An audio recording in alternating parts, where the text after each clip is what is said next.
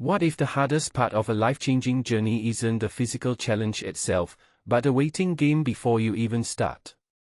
That's the paradox Aaron McFarland explores in his journey toward hiking Vermont's Long Trail, a story that's less about the trail itself and more about the mental marathon of anticipation. And honestly, isn't that something we all face? That sweet, frustrating torture of waiting for something we deeply want but can't rush. Let's unpack this, because Aaron's experience isn't just about hiking. It's a mirror for how we approach goals in a world obsessed with instant results. Here's the setup. He's a guy who's spent years cultivating patience, planting trees, sitting in deer blinds for hours, but when it comes to his own ambitions, suddenly time feels glacial. He booked a Thru-Hike for 2026, dropped serious cash on gear, and now he's stuck in this limbo of counting down days while battling the urge to scream, "Why can't this start now?" Now, I'll admit, I've been there. Remember when I waited 6 months to launch my first podcast season? I lie awake obsessing over edits, mic placement, even the intro music. It's the same feverish anticipation. But here's what Aaron's story reveals: preparation isn't just about logistics, it's psychological warfare. He's hiking with a 30-pound pack months in advance, meal prepping dehydrated food, analyzing past mistakes. Yet the closer he gets, the more he questions himself. Physically ready? Probably. Mentally? That's a different beast. What fascinates me most is how he frames waiting as a form of self-punishment. We romanticize the grind of training but underestimate how waiting erodes confidence. Like, he's worked a farm job for years, 10-mile days are normal, but suddenly, the idea of the long trail feels heavier than the reality.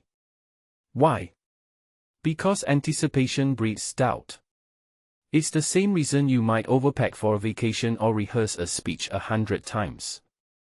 We're wired to fear the unknown more than the effort required. And let's talk about that gear splurge, dropping money to force accountability. Clever, right? But here's the twist: financial investment doesn't guarantee mental readiness. Aaron knows this. He's cycling to work, running extra miles, but the anxiety still creeps in. Will I hate this? Will my body fail? It's a reminder that no amount of planning can simulate the trail's raw unpredictability. Mudslides. Weather. Blisters. Those existential moments where you asked, "Why did I think this was a good idea?" But here's the deeper layer: Aaron's journey reflects a modern paradox. We glorify hustle culture, yet struggle with delayed gratification. His struggle to wait mirrors how we binge learn skills online, chase overnight success, or doom scroll through others' highlight reels. The long trail, in contrast, demands slowness, presence, a forced disconnect from the hurry-up mindset. And maybe that's the real test: learning to sit with uncertainty in a world that rewards immediacy. So, will the waiting end up harder than the hike? Honestly, I think it already is. Because once Aaron's on the trail, the doubts crystallize into tangible challenges: navigate this ridge, survive that storm. But in the waiting phase, the enemy is invisible. It's the stories your brain invents about failure, the what-ifs that multiply in idle moments.